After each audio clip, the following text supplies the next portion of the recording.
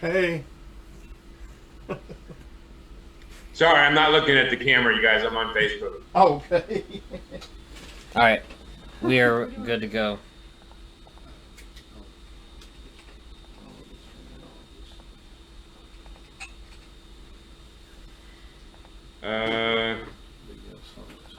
I still haven't seen it yet, but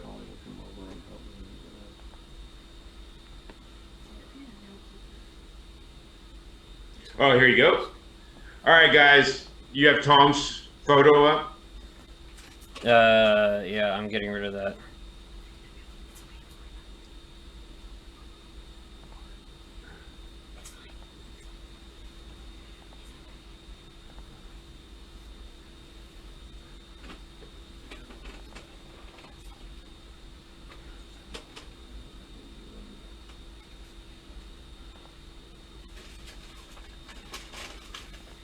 Oh my God, they changed it again. Why are they always having to change how to do stuff, man?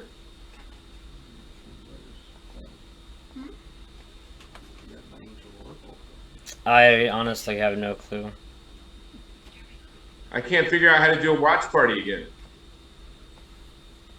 Sorry, guys. For some reason, Facebook literally thinks it's so awesome to constantly change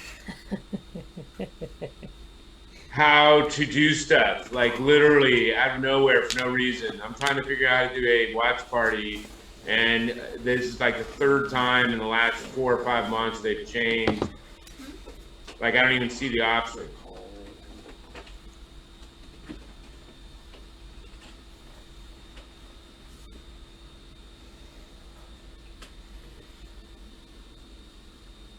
All right, guys. All right, man. You guys, thanks for joining us. Oh, my lordy. All right. This is episode 39 of Storm Crow, Dreamers Talking to Dreamers.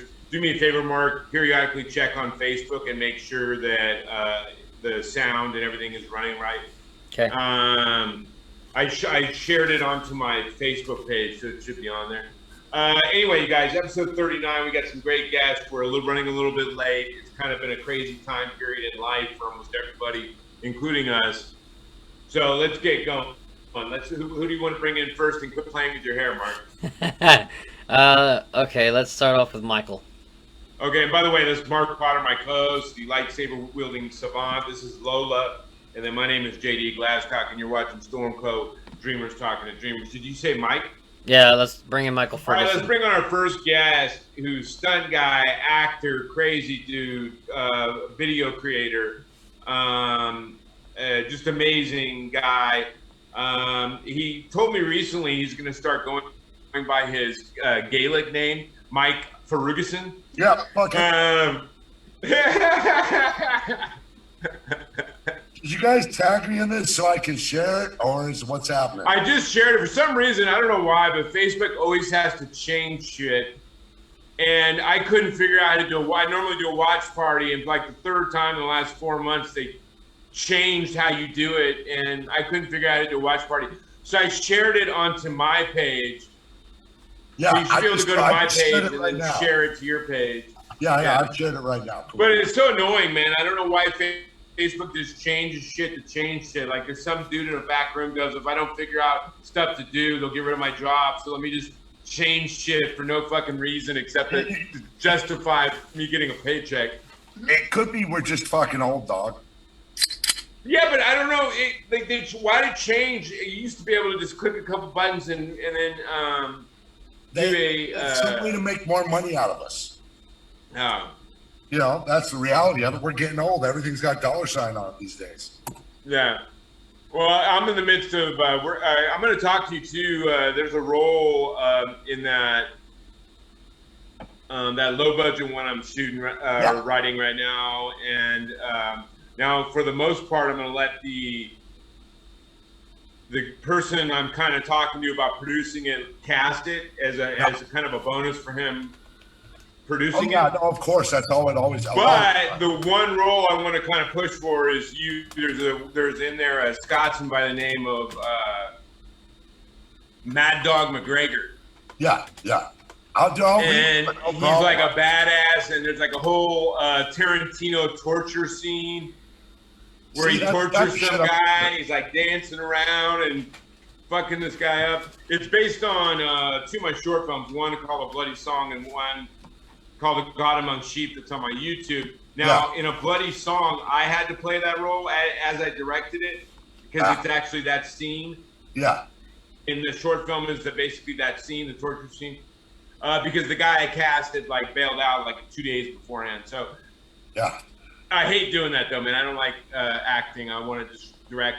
But you should check it out. It'd be good for you. Hey, let's bring in Tom. The other guest, Tom Rath, amazing comic book creator, amazing comic book artist. Worked for Marvel and a bunch of other comic book companies. He's also in the midst of trying to create his own kind of combining with some film producers to create some comic book films. So let's bring in Tom. Mark, that's your cue, buddy. It's going. Hey, Tom. Hey guys, how's it going? What's up, buddy? Yeah, you guys were a little late for all your fans out there, for Mike and his new Gaelic name, Ferguson, and then Tom. Rasch, we're a little late. There's been a lot going on for almost everybody in existence right now, and there's a lot of intensity, but we're going to hopefully take an hour and a half of your time and just talk about film and get away from elections and all that kind of stuff. So I'm going to jump right into this so we can get going. We'll start with Tom. What is something you've done in the last couple years that you're really passionate about, excited about, that you thought turned out well? Last couple of years, I guess staying in the fight of being a content creator with all the highs and lows of trying to deal with a lot of the Hollywood nonsense. Oh yeah. Yeah. So you're referencing what me and you talked about. What's that? You're referencing what me and you had talked about on the phone once, which is a lot of people do a lot of talking in Hollywood, but actually that's all they do. They say they promise you the world. They say they're going to get everything done, and then they kind of just nothing ever happens. Yeah, I mean, I tend to be a person who I'll speak my mind at times, but I tend to still kind of take the diplomatic approach, but I still kind of always am curious why things kind of run the way they do in that world. I mean, that's the part that I think is frustrating is... I don't know. I don't get it, man, because I'm the same way. I can't count.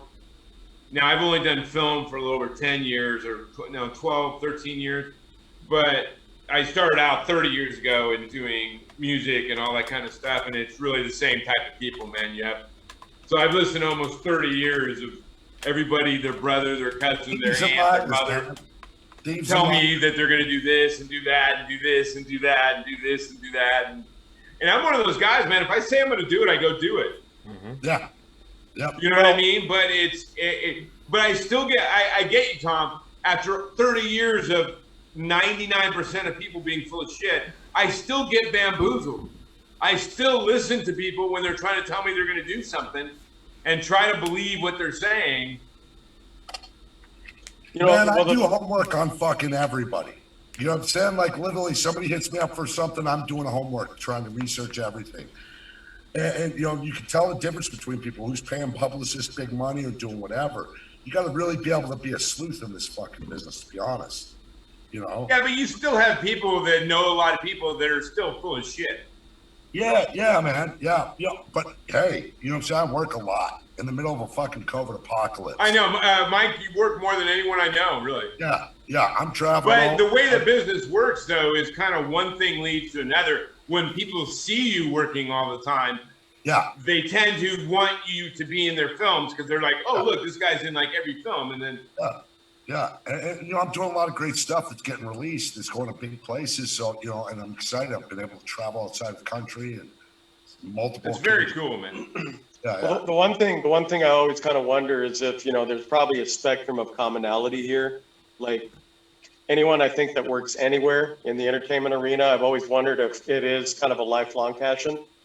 So you're sort of reconciling that sort of naive anywhere in the who has goals and still trying to navigate through this kind of crazy world that there's a lot of baloney in games and stuff, and still sort of keep your head straight in all of it. And I think because you're so bound to the passion of it, but sometimes you can still, like you said, you get bamboozled, and even if you do vet someone, like he was saying, you know, it's just, I think probably more than anything for me, like I just mentioned, I've always kind of felt like, whether or not that's naivete, I just don't understand it. Why there's got to be a bunch, instead of like getting the like-minded people together that I guess, you know, if you know, try and having a good eye for talent, whatever that discipline is, if you're an actor, stunt person, writer, director, anybody, you know, cinematographer, like assembling a team that you kind of all know where you're going to sort of where your headspace is for why you're trying to do that stuff.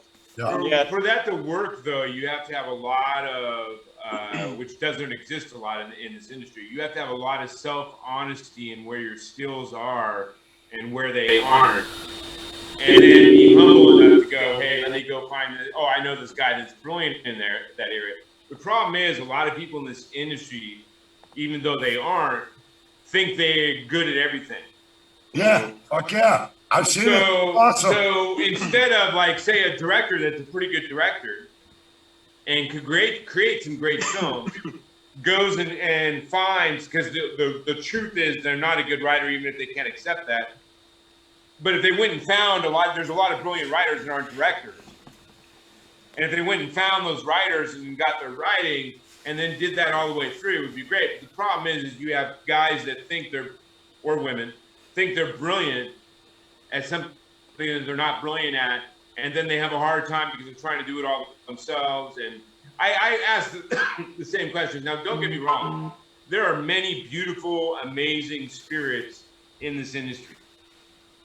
There are a bunch of great people.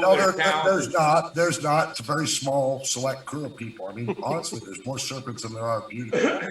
That's true. Well, I was going to finish with, but there's 1,000 times more idiots and egotists and people that are covetous, and they instead of supporting each other, they look at everyone else as their competition, and anyone else's success is their failure, and that's how they look at it. Yeah, everybody's our competition. So where I've been fucking had situations where I was working on another project and the director fucking wigged out on me because I was fucking they went down on you, Mike? Isn't there like rules against that? I was betraying him. I was just a lead in a fucking big movie and fucking went off on me, created drama.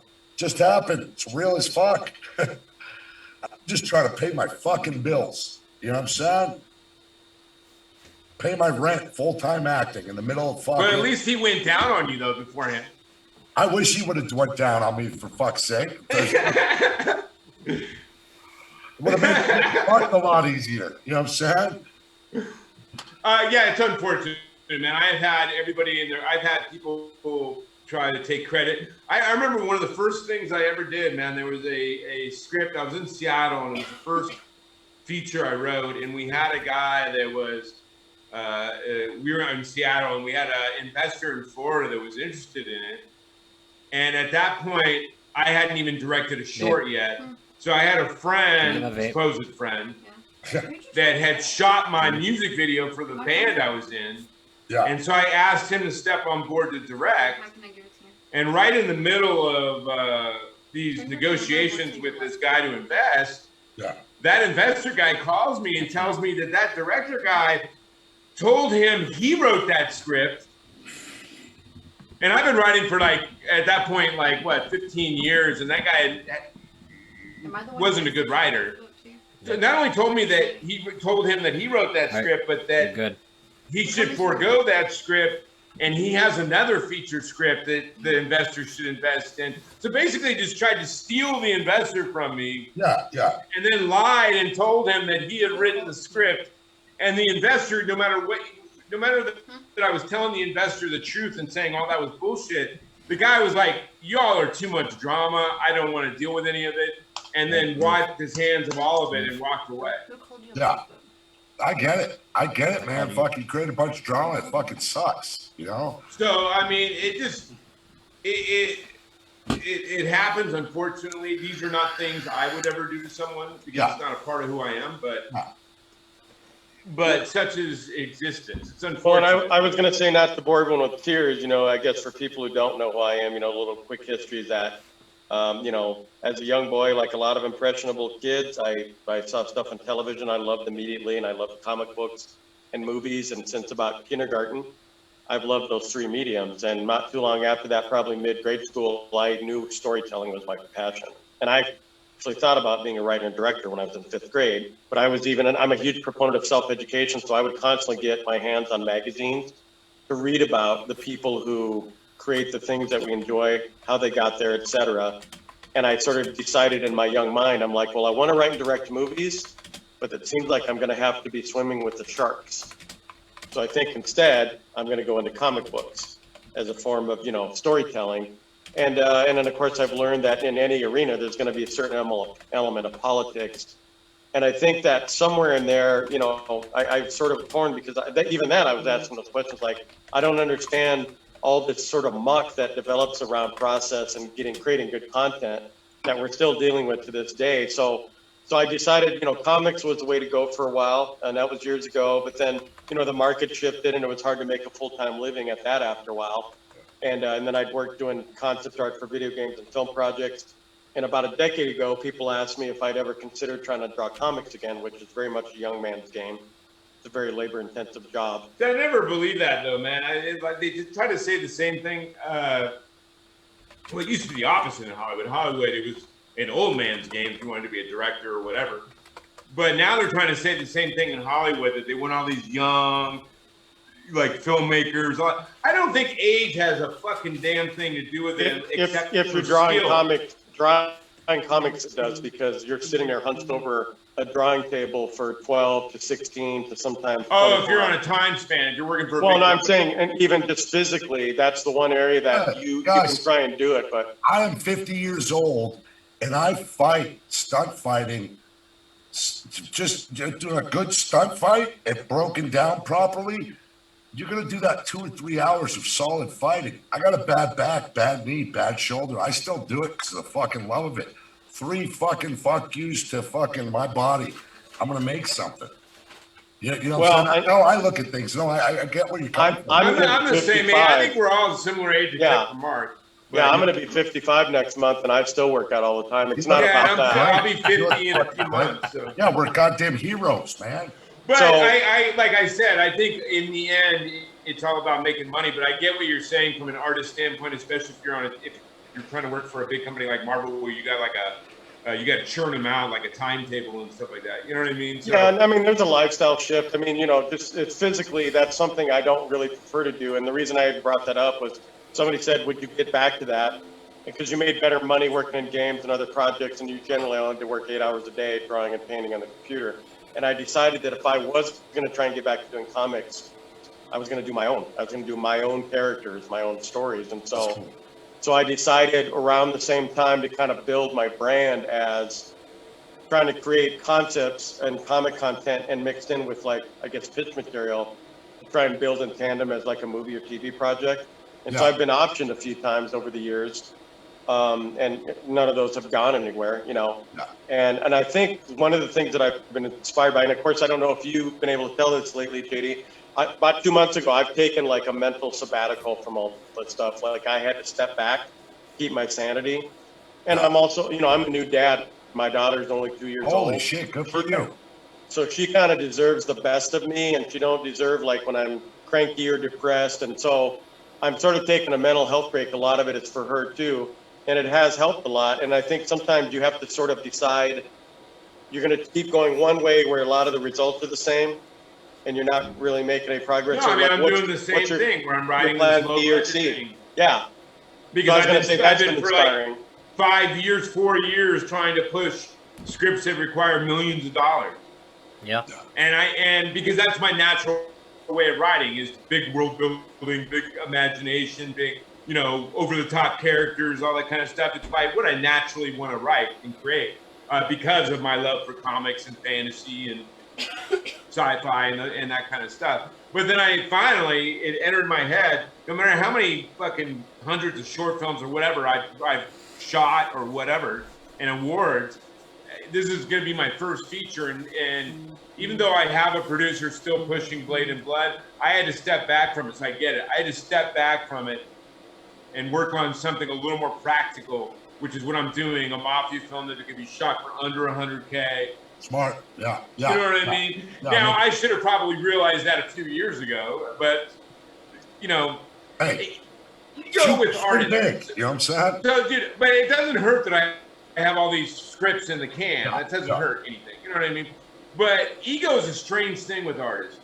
If you're a talented artist, you need a certain amount of ego to have the confidence to be able to do and create those things. Yeah. But at the same time, you got to balance it out with some humility. Otherwise, you don't learn and don't grow and your ego's too much, and you don't. Like, I should have figured that out before now, but you know, all things in their time, whatever. But I hear, back to the point of that which is I hear what you're saying, and sometimes you got to choose a different path, and like, it might be the same goal, but you got to figure out that you keep hitting a wall, that the wall is there. You know what I mean? Right. Yeah, well, that's why I said it's been inspiring to me, because all the material that I created, like one of my projects that was optioned 3 times in the last 10 years by Hollywood was a creation of mine from 5th grade. It's been in my brain for decades. A lot of my other characters and stories have been, and they were all coming from a place of a kid who read comic books, who didn't think about budget considerations. It was just how cool is the story, and I tend to mainly deal in science fiction, superhero, fantasy stuff. And even though that's hot right now, that's kind of the realm of the big studios that can afford to pump $200 million, right? Yeah, so, you got to, as a writer, especially if you're going into film, you have to understand every word you're writing, how much that word costs. Yeah, and since I'm technically not a writer, I'm more of like the world builder that kind of guides, I guess, the direction. I tell people I'm not a writer, so I've associated and partnered up with writers who have written scripts for my material. But I think for me, it's kind of the bigger picture of like imagining all of it coming together. So what you're saying as a writer makes sense. But I guess my point being on my end is that I'm in the same boat where only very recently have I learned that if things haven't yet transpired for my projects or there's been rejections numerous times, it doesn't necessarily have to do with the quality. No, it usually. Well, I mean, sometimes it can have to do with the talent, but usually it's just difficult, man. This world, this film industry, is a closed circle. It's a good old boys club. The thing is built to keep you all out, to keep everybody out unless you're like already born into it. No, man, so it's a difficult road. It's all about chasing the money. It's all about finding who the EPs are, the producers, things like that, the real ones, and trying to make relationships. That's what I've been doing or trying to. Mm-hmm. That's a huge part of it for sure. Yeah, and that's. And his personality helps. He is a very big, gregarious. A lot of people like him, and that goes a long way. And it really does, especially being big is fucking scary. And I love kitties, and I watch monkey videos in my spare time. Hey, wait. Let's get to Mike, new Gaelic name Ferguson, and talk about what is a project you've done in the last couple of years, Mike, that you were really amped about. I was super stoked doing Death Squad last year, filming in Armenia. I got to go to Armenia for a couple months with a crew of 4 other Americans, and we were killing zombies. And we basically made it's really a soap opera. Mercenaries going in, but had our recruitment videos, the whole 9 yards. I die in episode 5, but 5 hours of content. Met great people. We're on CWC now, 60 million users on the app, right next to Constantine. So very cool. That's probably been one of the best things I've done for me in my career. It ended my marriage, but hey. Yeah, but then if no one knows your story, that in itself inspired and opened doors for you. 100%, you know, and I'm still working with that company now on other things. I'm doing casting. I'm keeping myself involved. I do carpentry and set build. I just worked on a World War II movie, Ava Marie. I built the graveyard, the hero graveyard for the climax. I do. I've strike sets. I don't know, but I know all your fans out there want to hear you say the word climax. Climax. I get nudes from guys, girls. I get nudes from guys, girls, people I don't know what. Well, it could be the videos you put out with the dick, whatever. Dick Down. Dude, that was a character. That was a character I was developing, and I go for. Well, if you don't know, he has a character called Dick Down. Yeah. And he throws videos out that are like 5 seconds long of like kind of a very almost very horny, the world's most interesting guy video. You know what I mean? Yeah. It's a total vibe. It's for a movie. We filmed it. It's funny as shit. But yeah, I lived that guy for like a week, and we did a whole social media. People really don't understand. I did a whole social media buzz with. Yeah, like there's one video where it's like he's got people like they're doing a Zoom meeting or whatever or something like that, and they're trying to guess at what the sign is that he has like hasn't turned forward yet. Yeah, and the people, it's like a whole family, like kids and a dad, and they're like, what's he gonna say? What's he gonna say? And then he turns the sign and it's like, yes, he ate my ass. No, I eat ass. I eat ass. Yeah, there you go. I eat ass. And then the whole family, the kids and the father, are like. That was the origin story of my porn star, Dick Down. That was the origin story of Dick Down. It's actually in the movie. It's pretty fucking hilarious. Look, I've been branching out doing more stuff, and that was all filmed with my roommate. My roommate's a DP. Look, we're not directors and filmmakers, but we make shit that's funny. I do commercials for beard brands, whatever, man. I'll work on fucking anything. That was going to be my question. It seems like he sort of, which is kind of, that's interesting to me because I'll admit before this podcast, I've seen your picture around. You look familiar to me. You probably know a lot of the same people I do. Yeah. But it does seem like you're kind of like in the thick of all of it, which actually sounds like a lot of fun. Like you said, just kind of creating stuff, and well, like Mike knows that I'm going to use him in my film. So. Yeah, look, here's the thing: is that it's fun, but it's not any relationship. I mean, you can't have a relationship doing what I'm doing. It's just impossible. You know what I'm saying? It's literally everything's set up around filmmaking. I have a small, tiny place in Hollywood where I can see the Hollywood sign every morning when I wake up. I'm right now under my loft. I have a gym equipment in here and an elliptical machine. My house is 670 square foot, 2-bedroom, $2,200 a month. Hollywood. $2,200 a month. Holy 770 square foot old bungalow. I think you know that. I lived in LA for 8 years before I moved here 4 years ago. But I lived in Stillmore and I rented a room for like $650 or something. Yeah, this is like Echo Park, Silver Lake. So it's but I mean $2,200, dude. You gotta like basically, holy hell, dude. That's a lot of cheese to come up with every month. No, it's me and another divorcee. And it's $1,100 a month. That's not shit. It's the lowest I've had since I've been an adult in my life. Look, I have 3 adult children that are grown-up daughters. They're all 3. My oldest one's married to a high school sweetheart. My youngest is in college. My middle one is in college and works at some optical place. My ex-wife is a COVID compliance officer for HBO. She ran the Emmys. She's a supervisor for all these teams. Everybody did dope. It's my time to go now. I hear you, man. Yeah. I mean, I made the choice. I chose writing and all that stuff for 30 years. So I never got married because I've been chasing this aspiration for that long. Yeah. So, but I agree with you. It's very hard to have a relationship. Yeah.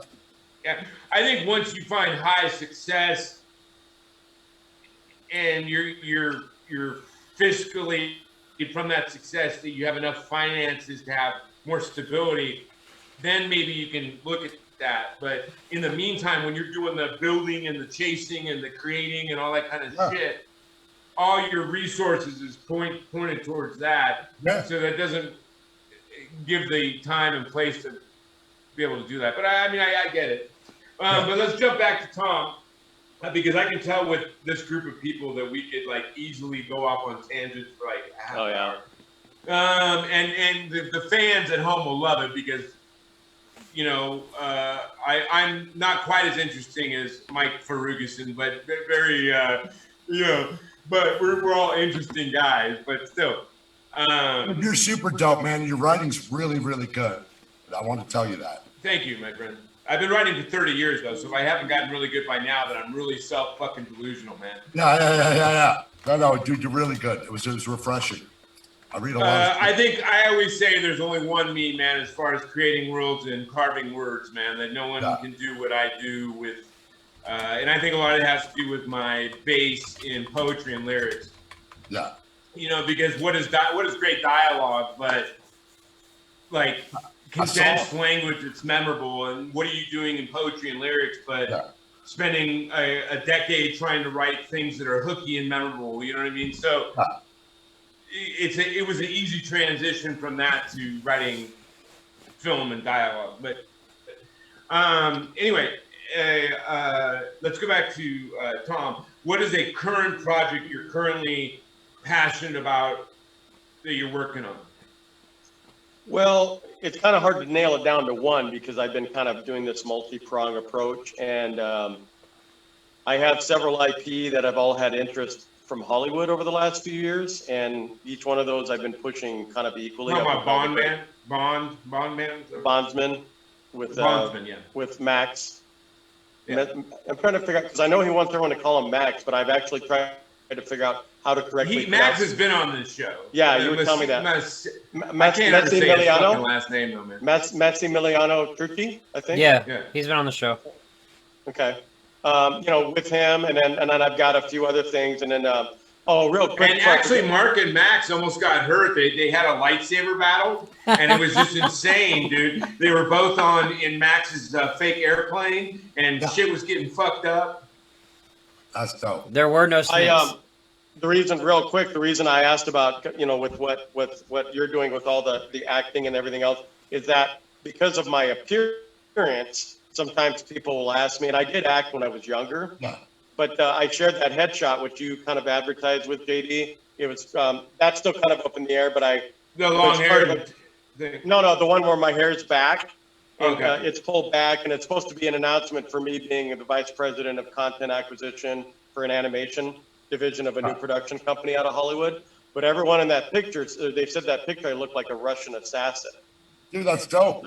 So, and then so sometimes I'm like, where people like, I've actually met former wrestlers that I'm friends with from WWE. Yeah. Like at these different Comic Cons in Las Vegas, and they come up and they're like, "You used to be a wrestler?" So sometimes in some corner of my brain, I'm like, just once or twice in my entire life, it would be fun to just act in some completely crazy, balls to the wall action movie. It doesn't matter what, it doesn't matter if it's zombies. I'm working in casting right now, dog. I just casted a trailer for a pilot that's coming up. Well, that's lame, man, because every time I put a photo up, they're like, "Hey, were you the guy fucking that oak tree last week?"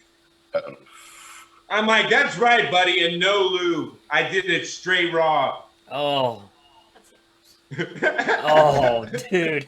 I apologize, though. I'm still jumping around, but the reason I brought up the thing about looking like a Russian assassin is that I've had all these things at the same time that have kind of moving at sort of the same pace. Yeah. And then lately they've all sort of fallen apart. And it's not like they're completely gone.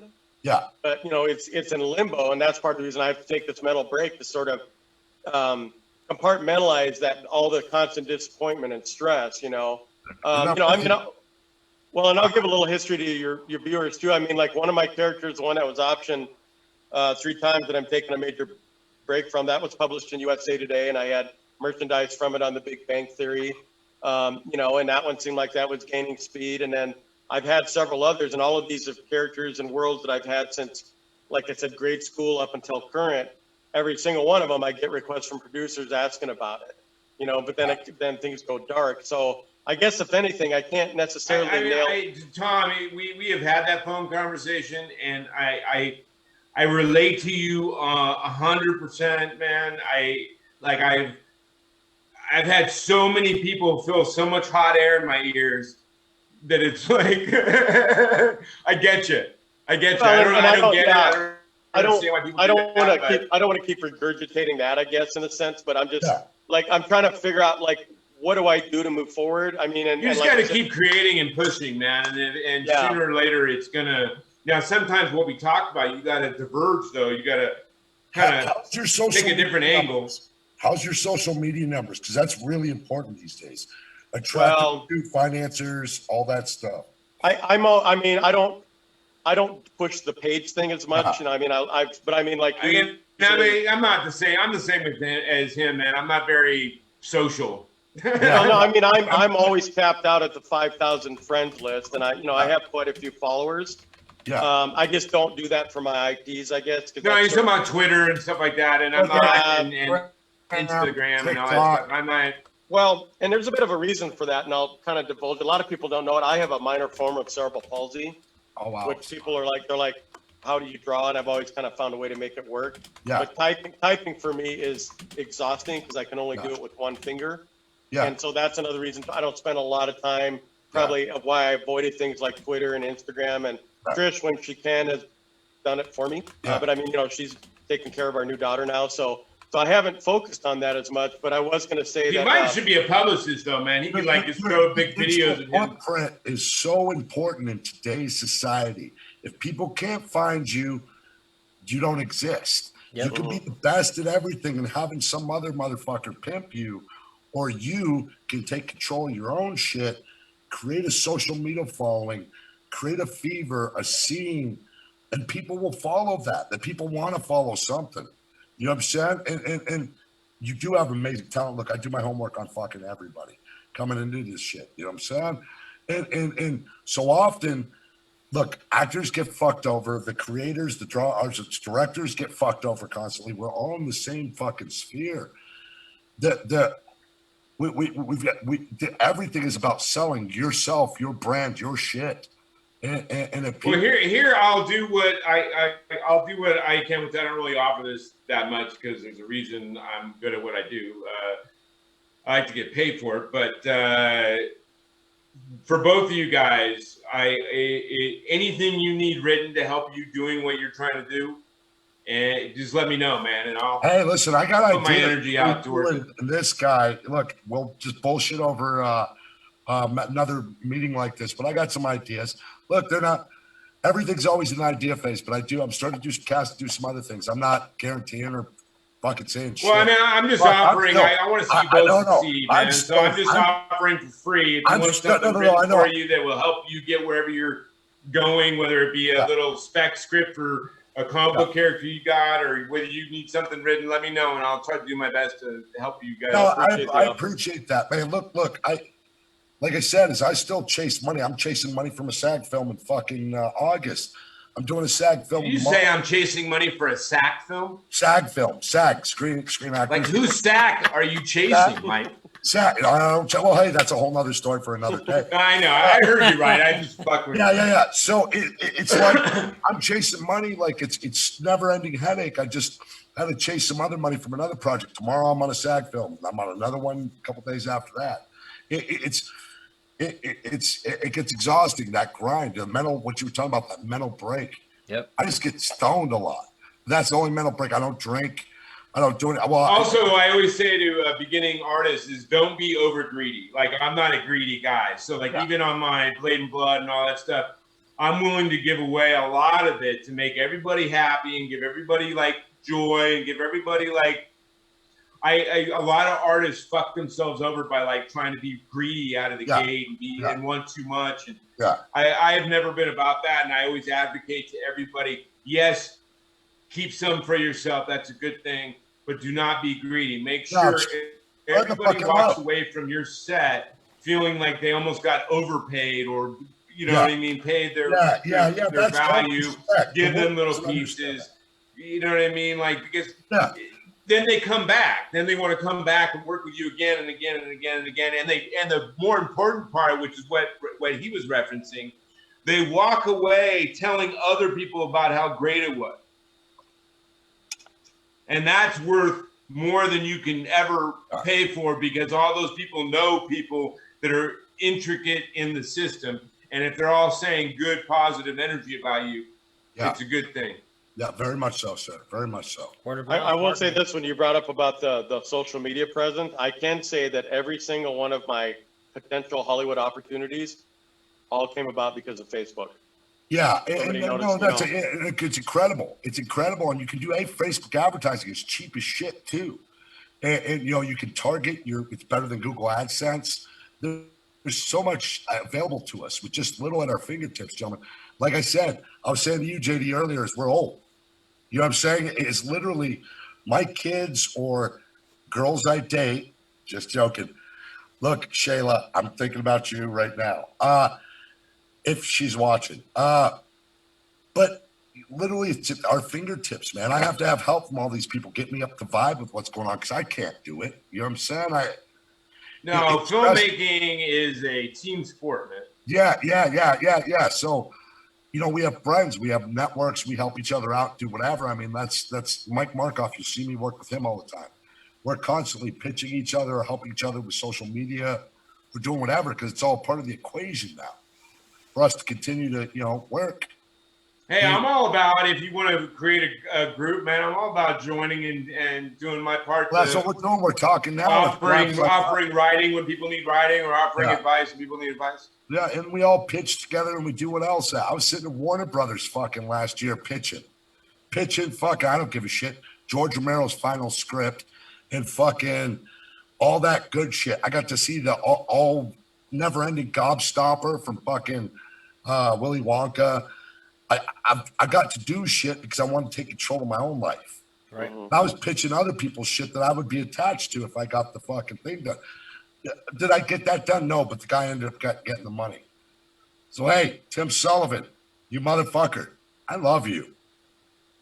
Hey, I mean, it is. I mean, like, now there's only so much, like from my standpoint, I can't do nothing without funding. So, I mean, it's a difficult thing, but I'm all about helping you guys in any way I can if you need it. But let's get on to future. Okay, so Mike, what is something you want to do in the next couple years that you're amped about? I'm playing a good guy. I'm starting to play a good guy. I play a lot of bad guys, do that great, and I've been getting a lot of good guy and anti-hero roles. And I just did one that's fantastic. I have NDA on it. It's going to come out next September. I'm very, very proud of the movie. I have another one. I'm not a good guy, but I just did Jonathan Salimi. I'm really looking forward to playing more of who I am instead of playing this. Look, I'm awesome at playing the bad guy. Awesome. First movie I was in, I raped the lead of the movie in the fucking shower. You know what I'm saying? And they talked about it in every fucking article. And they only showed it less than Cowboy, what I was doing. But it was just horrifying for me to even watch to this day. But I'd want to do more good guy, cop, which I just got to play. Other shit. You know what I'm saying? Because there's more of a dynamic. Hollywood's got the stereotype as this is always bad. So I went into it knowing that. I did all of the horrible shit. You know what I'm saying? Like I think you would make a great anti-hero. Yeah, and that's what I've been getting. And that's what I've been getting. Death Squad, I was a good guy. You know what I'm saying? I was down on my luck, but I was a good guy. And I've been doing that, and that's what I'm stoked about, is breaking the stereotype per se. Robert Lasardo's done it. You know what I'm saying? Good friend. Trejo, he can do anything. And these are guys that had a hard look or a very specific look. We all have a look. And they've done. No, you're talking about stereotypes, man. I have a last name Glasscock. Yeah. People start talking to me, they immediately think, "Oh, this guy's a porn wannabe." Yeah. He couldn't call himself Ironcock. He wasn't even confident enough to say Iron or Warcock. Dude, look, that's a fucking plus, not a minus, dude. You got a cock in your name. I would use it in every sentence. Glasscock. And as I was saying, you know what I'm saying? That's fucking dope. Give me something to talk about. I think what you're talking about for kind of your future plans sounds pretty fantastic to me, because I do think that's a great career trajectory, is to challenge people. Like you said, you kind of made your cheddar by kind of going with the character acting style of, oh, this guy fits the bill, you know, and now you want to branch out, and I think that's awesome. Yeah. Hey, you know what? In the next, I'm trying to work on that Mafia feature, but in the next couple weeks, I'll write you a short you can shoot, Mike, that paints you like that. I would love it. I would love it. Me and Eric. No, I'll just write it and then give it to you, and you can go get one of your friends to shoot it. My roommate. Yeah, there you go. Yeah, I'll keep it simple so that you can do it easily. Yeah. Oh, and I'll give you some great dialogue to throw with your little occasional periodic cursing. Yeah, there you go. Yeah. Well, I noticed in every video you got to say the word. I apologize. I did forget to mention one thing when we're talking about more current projects, and I'm assuming, I don't know if are any of you guys familiar with Bishop Stevens? Oh yeah, dude, he's awesome. Well, him and I partnered a couple years ago, and we got a trailer done. Yeah. And the reason I want to call out Bishop is he's been a great friend and a great kind of business partner on one particular character that I initially pitched as like a Black Indiana Jones. And we set in the steampunk world, but it was kind of hard to really gain any footing. Yeah. But I am very grateful that Bishop, on his own accord, helped me at least get this trailer done. So I'm saying that it's not all about the people that use and lie. There's great people out there that don't. Funding is still an issue. I just think what Mike meant, and I would be all for helping with and joining and all that stuff, is you find not only like-minded people, but other people that are very talented at whatever they do. Yeah. And if you put that kind of powerhouse together of good-hearted, like-minded, loyal, talented people, and we could teach them to help each other, even if out of the gate that doesn't help them. Mm-hmm. Yeah. Because that's the problem. A lot of times, if it doesn't immediately help them, people don't want to do it. No, dude, that's the world. We're lazy. People are lazy. Yeah. And as opposed to, I don't have any problem doing what I said for him, giving him a script that I'm doing for free, letting him go shoot it, let him go do anything he wants with it. Because not only is that a good thing to do and a nice thing to do, if everyone did things like that, you would start seeing, I want to see people succeed. I want to see good people succeed. I don't look at people as competition. You know what I mean? No. There's only one me. I don't compete with anybody. You know what I mean? So if the people in your circle shine, you motherfucking shine. That's how it works. If one rises, you all rise. Every good team, Sandler. And I'd rather start focusing on, because I'm such a loner by nature that I don't tend to. I don't tend to do that, but I'm trying to make myself do it with select people. Yeah, that's what everybody's trying to do. Look at Wahlberg. Look at the Matt Damon and fucking Affleck. They all found their people. They did. It was a team. It wasn't a single effort. No, they used all their connections, got themselves on Clerks, got themselves in comic books, got themselves in. Yeah, and that's what they did, and they knew that was important to reach out and have as much. The world's changed. You can't be overexposed now. You know what I'm saying? With the Kardashians approved that. Let's be fucking honest. There is no overexposure. It's not the studio system anymore. It's social media. It's streaming. The studio is scared to death. I was talking to a showrunner, and they are terrified of streaming because literally you can start your own Roku channel for fucking not shit. At the end of the day, it's us taking control of our own lives and telling our fucking stories. Well, Mike, go start it, and I'll give you a bunch of writing. We're already doing it, man. Look, that little thing that we shot, it's rough or whatever, but that was shot in 1 day, edited in 2, and released for free for the fuck of it. So at the end of the day... Yeah, it's just hard as a filmmaker, man. I want to go and but still, it's got its moments and it's great and it's free fucking. No, yeah, the fight, you did an amazing job, but you're a stunt person, so it's literally. Well, yeah, I'm a stunt and I'm a fucking actor, and I act my ass off and I can bring the pain. Although that guy did a great job on his reaction to you when you were close up. Yeah, when you were doing that talking. It's invading people's space. It's very effective in any scene. And I mean, that sucks. Imagine talking to somebody this close to you that you despise, you're tied up, you're going to fucking probably die. You know what I'm saying? And that's really what I brought. As I talked to him and I treated, and we acted professional, but that's really what I brought. But anyway, going off on a tangent. And he was multi-skilled, though, because he had in another snippet, he off-camera masturbated. Hey, somebody was happy. You know what I'm saying? Okay, so wait. Let's go to Tom real quick, and then we're going to take a 5-minute break. Tom, what is something in the next couple of years that you're passionate about, intense about, And hold off in a second because during the break, Mark is going to be doing his acrobatic wingtip feather tuck lightsaber fighting style. So it's going to be amazing to watch. Anyway, I'm almost feeling like Mark's Silent Bob over there. I am. Anyway, all right, Tom, go ahead. What is it? What is something? Well, and the reason I was bringing up Bishop Stevens is that, you know, the project I've been working on with him isn't completely dead. We're just sort of trying to regroup, maybe kind of sort of switching the style and tone of it. But it's a project that's near and dear to me. It's a character I created when I was 16, and the steampunk thing kind of isn't working at the moment, so we may retool the concept a little bit. But what I love about it, what I'm proud about that project is, you know, Bishop, because of his appearance, plays a lot of heavies and stuff. You know, he's been on some network TV. This is one time he actually got to play a full-blown hero in this story, and also that the whole family can check out. Yeah. You know, Bishop is a talented, amazing actor, and that you worked with him I'm jealous. I'm Very jealous. cool.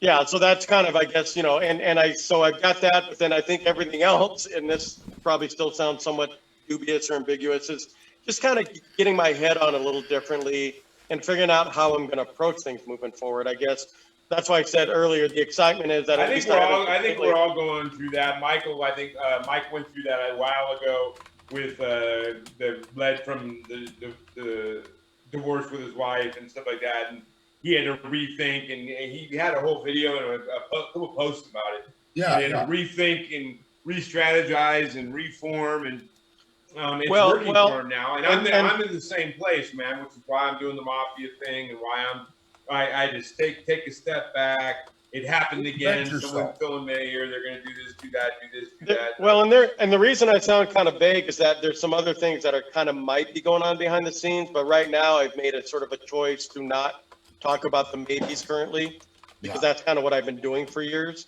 I get everyone and myself, you know, you kind of get sort of pumped up and then the maybe, and so I'm trying to be like, if things transpire more in a concrete way, then I'll sort of share publicly kind of what's going on. I hear you, man. I did that for almost 5 years straight with Blade and Blood, man, all the time, pushing it.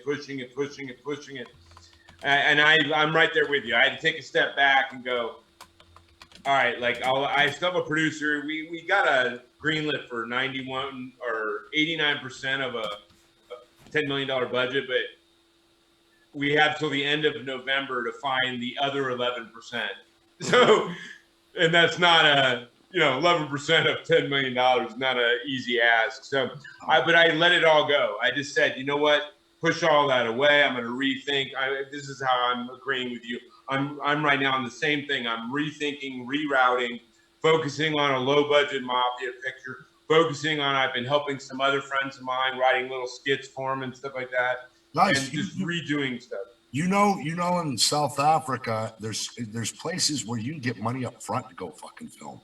If you $40,000, $30,000 gets a ball fucking rolling with other people. I'm friends. One of the most bad, Greg Creek. I'm probably saying his last name wrong, but he is a fucking super producer and a fucking actor. And he was filming me on game last set I was on him with. And dude, literally, there's other countries that'll fucking basically pay you to film there.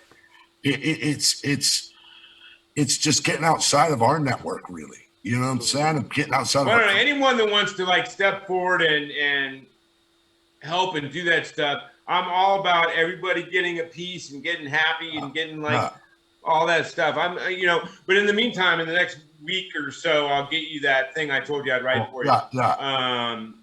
Mike. And then, like I said, with you, Tom, anything I can do for you, I would be more than happy to do. But we're going to take a 5-minute break, you guys, and we're going to come back for our audience out there, we're going to take 5 minutes.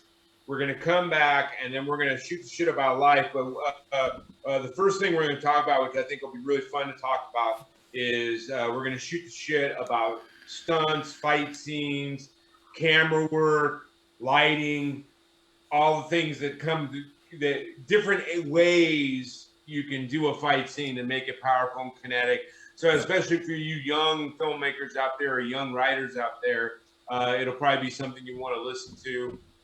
Because even when you don't have a lot of money, you can still make a fight scene amazing and realistic and all of those things.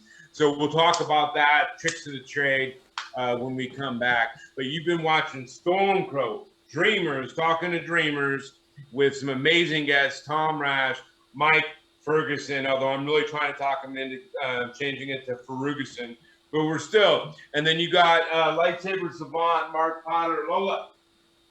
Where are you? Oh, there you go. And then you got Lola. And so we'll be back in 5. Can you say, Lola, back in 5? All right. So stay connected, you guys. He's going to put on our Stormcrow screen, and we'll be back in 5 minutes.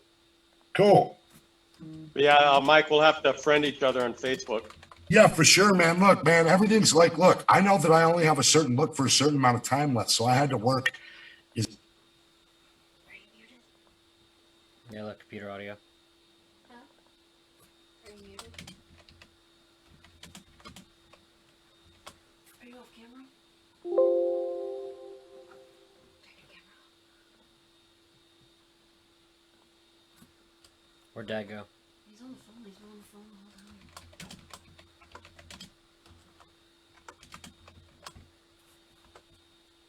Turn your camera off. Why do you keep typing to no one?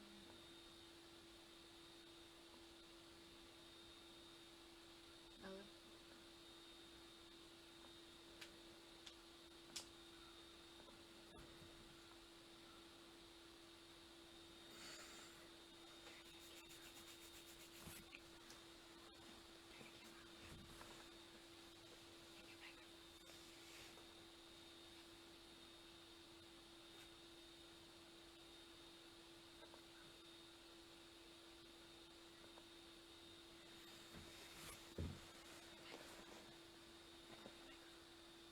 It's off. Why do you keep typing? Nobody. You keep typing like you're in conversation. You keep typing. Oh, that's to the people that came on. What are they saying? Huh? What?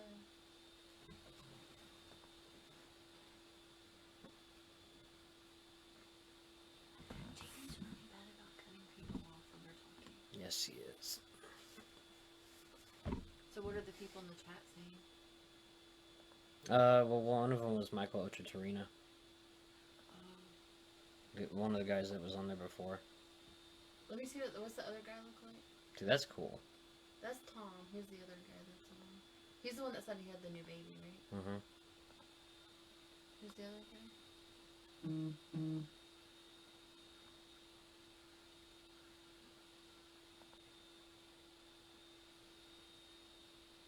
Mike something. I can't see what they look like, so. I want to see what he looks like. Oh, he looks cool. He's 50. Babe? Yeah? Can I have your phone Why? so I can play a game? Because I'm bored. Because I don't have my phone. What are you doing? What, do you gotta clear stuff out first? No. Dude, his mouse pad changes colors. What are you doing?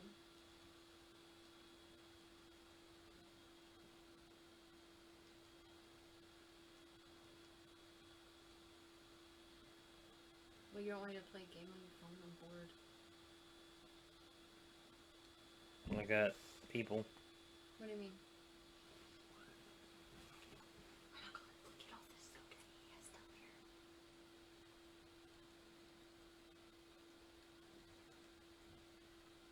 Do you see that? Babe.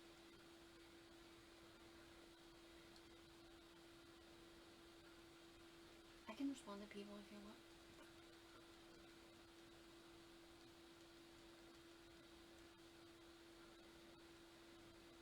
Do you see that? Look down. I know.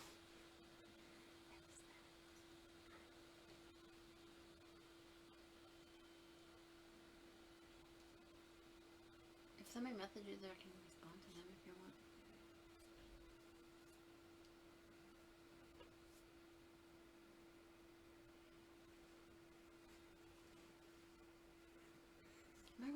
message him after. What? He's a penciler at Marvel Entertainment. He said that in the beginning. He works for Marvel, or he worked with Marvel.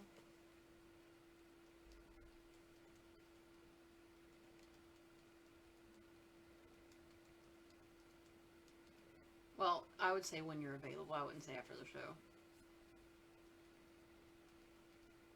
When you have a chance.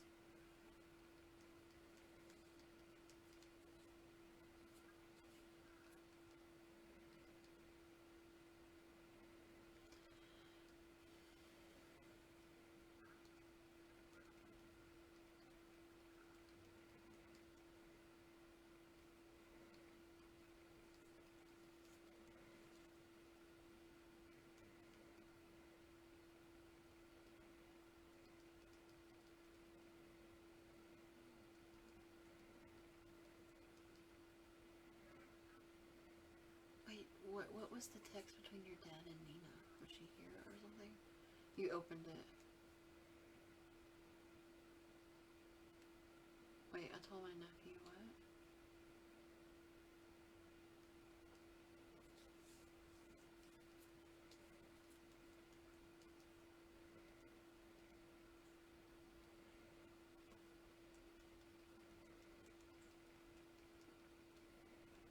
So you're never done by 10:30.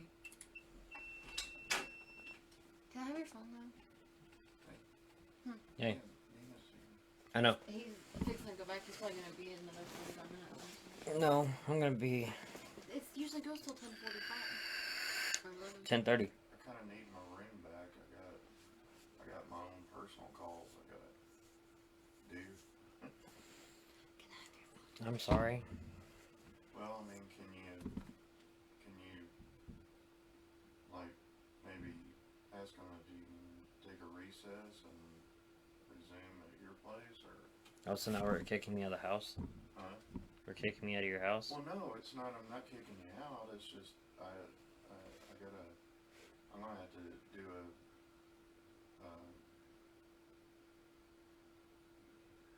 I have to do a video call myself Okay. at some point.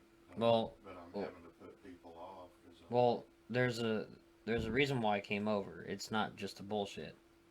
Well, I understand. No, the reason why I came over is so that way we can do some trade ideas. Okay, I understand, but So you don't want to do that now? no, I mean it would probably be better if we could plan. Is that it with are these video calls more important than business? Mark? It's personal. Do I have to tell you about my personal life? No. Okay, it's. He's got a video date. I do have someone of a female persuasion to have a video call with, but Okay. Well, like you But- said, distractions, right? it's not distractions. It's Is it? It's me having a personal life. Can I have a personal life? I'm checking out your mouse pad, how it lights up. I'm watching it change colors. But what I'm saying about the little powwow trade idea thing, why don't you plan on doing that tomorrow when Holly's going to be here? Because she's not in the business, and I'm not going to do anything with someone who's not in the Well, maybe business. I she'll know, get but into she business could at tomorrow. least get exposed to what it looks like. That's the whole idea. If she's interested in all this, she wants to learn how to do the trading, but I told her about the business aspect of it too. He's excited. It draws amazing spirits towards me. It draws like annoying spirits towards me too. But you know, you got to give and take with that stuff. Well, and our connection is, I think, partially because of she who shall not be named right now. Yeah, currently, we won't so- talk about that. Should we talk? Yeah, we won't talk about that. Yeah. Take it out here. Yeah, But I've already kind of moved her out of my life and road and away from me. So it's Yo, can we take a break real quick? And who the fuck are we talking about? you know who we're talking about. Is it that bad? Oh yeah, I removed her from my existence, bro. Okay, yeah. I just wanted to know. I don't know anything about. No, because she just kept telling me she's going to do this and do that and do this and do that and do this and do that and didn't do any of it. Yeah, I usually wait a little bit to see if anything materializes. You know what Yeah, I'm but saying? she kept giving me dates and concrete. Oh, I'll have that by 2 weeks. I'll have that by 2 weeks. I'll have that. I mean, like none of it, and then none of JD. yeah, and then none of it was like happening, and then more excuses, and then coming back with me telling me, and then she ended up once I started calling her out on all of it, she ended up then creating this totally false narrative about me because she thinks everybody will go and talk about her, which I wasn't really doing. I talked to Tom. That was I didn't hear shit. Like I heard some and so she went in and started telling people that I know, and some of the people that she only knows through me, and telling them this cockamamie false narrative that she created about me, man. I was like, oh my God. But it was not even worth my energy to fight or argue over it. I was just kind of like, when I'm done with people, I just remove them and ignore them. They're not worth hating or energy or any of that kind of shit. No, I don't know anything about her, and it doesn't matter, man. It doesn't matter. I mean, I don't tell people not to deal with her. I don't tell people to. I don't even talk to anybody about it, man. Really, I personally have moved away from her, and blessings to her and whatever she does. It's this industry, man. You know what I'm saying? It's this industry. It really is. This industry's wacky. I tattooed for 30 years. It was goddamn. I'm not online right now. No. I'm just trying to say we're live. Oh, we're live.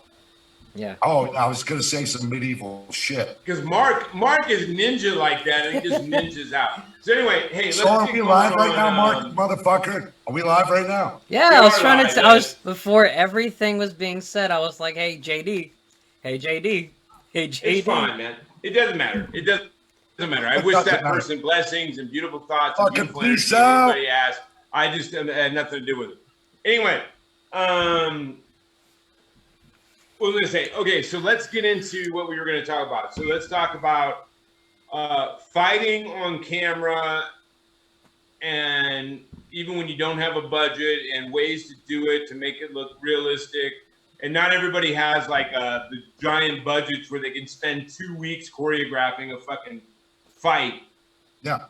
That's going to last one scene. You know what I mean? So, and there's ways to do it. And especially there's ways to do it with your actual actors that maybe don't know what they're doing. You can still cheat the camera. You can do a bunch of different stuff. Well, see, the camera doesn't know depth.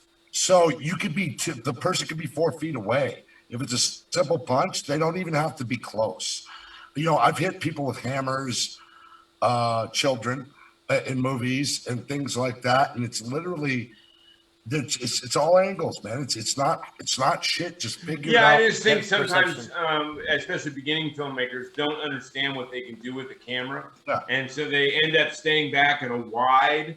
Yeah. And it's literally like with actors that don't know what they're doing and can't fight and can't, and then literally it just looks so fake and like shit that it kind of ruins their film.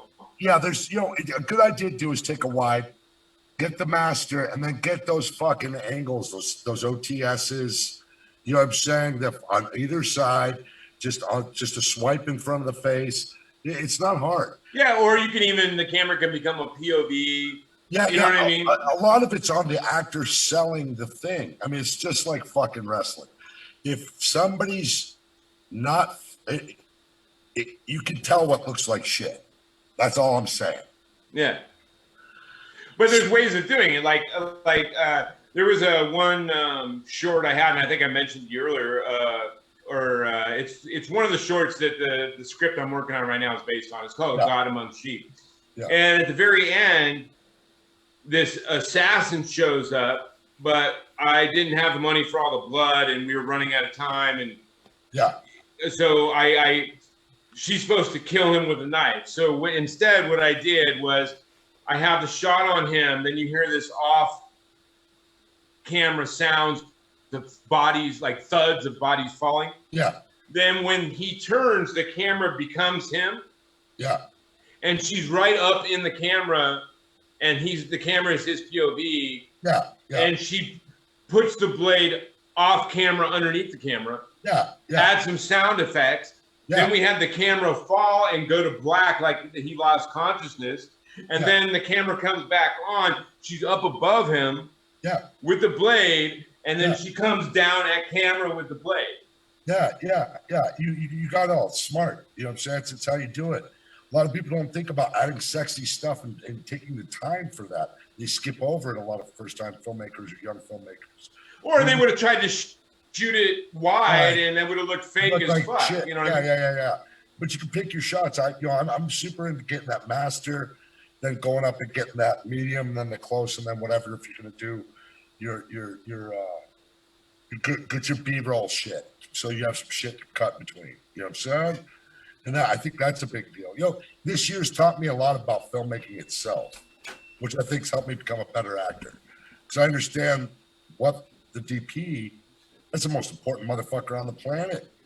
Besides the Well, it depends. I mean, like, besides the director. a lot of, like, the directors that are inspirations to me are DPs. So, Yeah. like Tarantino, Rodriguez, Del Toro, their DP for the most part is not calling the shots. The directors are. But in Hollywood, a lot of directors don't call shots. The DP's calling the shots. That's true. It's true. So I get what you're saying. The DP is usually the king daddy because he's in another the one that's country, creating the. If you're in another country and the crew doesn't speak the language you do, the only person you're following and the director, you're following that DP. You know what I'm saying? You always follow that DP. Figure out what. Yeah, I'm sorry, Nina. Sorry, Mark's behind this partition, just so it would hide the rest of my room. Well, just you can ask him real quick. No, so I forgot that I have to that I forgot about the show tonight. Yeah, explain it. He has a show that he does every Thursday, well, once a month on Thursdays, and we had so much going on that we forgot it was. The thing with, to me, good acting, because most actors are just themselves on camera. That's really what it is. Yeah, that's it is. So, but they're real, and they're being real. Yeah. You know what I mean? And that's the whole point. Yeah, That's it's gonna to be me over what in great acting is there's about a 10:30. Realness, a magnetism to what they're Because doing. basically and what I'm going to be it's doing like, is there's a validity going over to some what, trade what ideas, they're bringing onto the camera. and It's not feeling rehearsed or faked or like, you know what I mean? No, she's not there. I want you to think about this for a second. Look, I'm fractured. I'm broken as fuck. I'm divorced as shit. And I'm method as fuck. So I live in that shit. Now imagine raping a man brutally in prison for I didn't have sex for a week. Like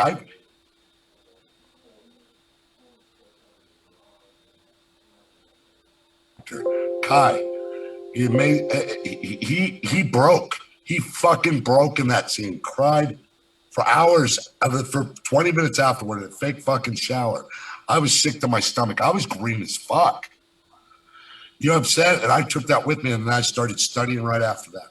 You know what I'm saying? I started taking acting. Wait, hold on a second. Mark, please tell me you took away the Be Back in 5 and it's not still sitting on the screen?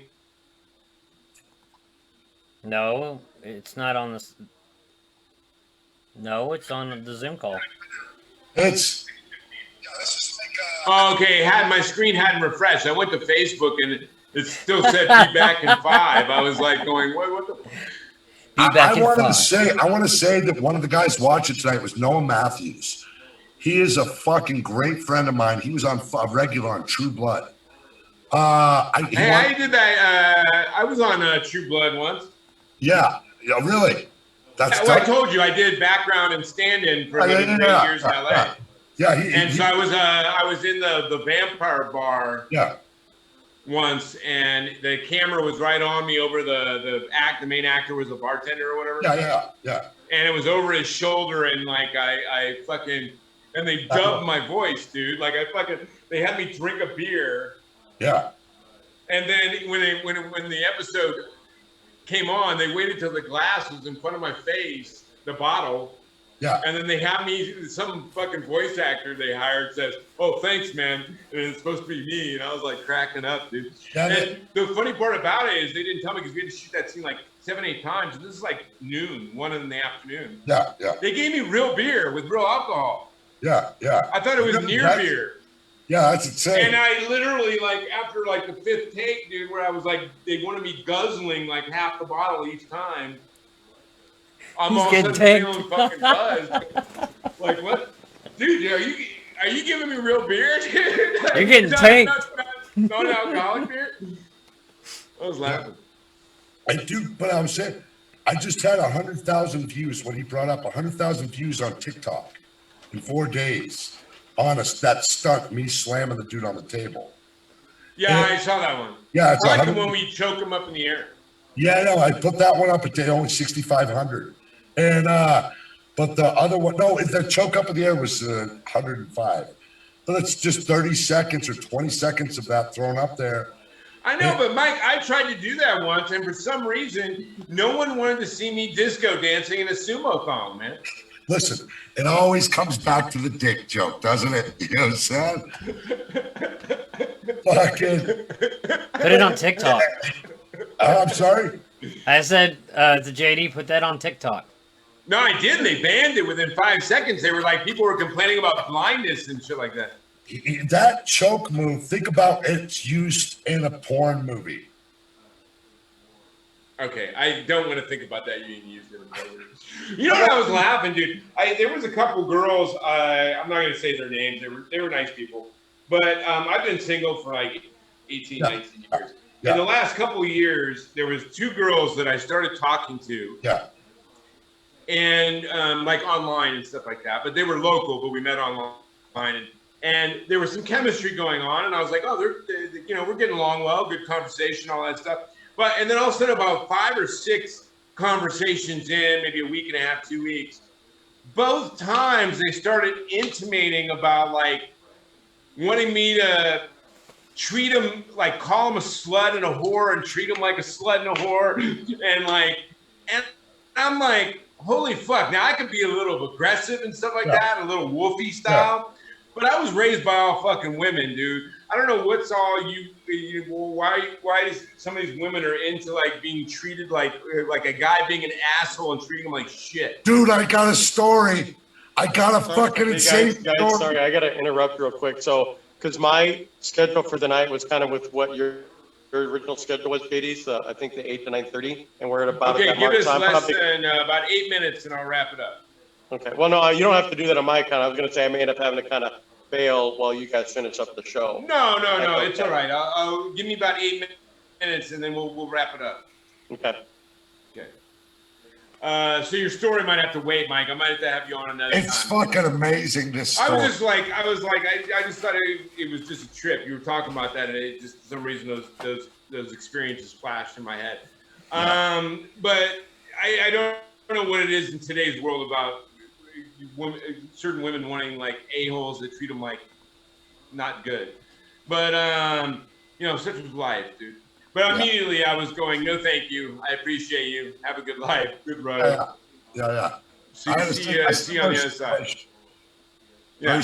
Real quick, while I'm thinking about it too, where can I find your work, Mike? Beyond the Law with Steven Seagal and DMX. You can probably rent it, streaming everywhere. Death Squad is on CWC, 13 one-hour episodes, filmed in Armenia. That's under siege right now. Where else? TikTok. TikTok. There's tons of Silencer with Danny Trejo, Chuck Liddell, and Tito Ortiz. I fight Tito Ortiz in that. I don't do well. But, I'm all over the place, man. Just check me out on IMBD. You can find out what's going on where.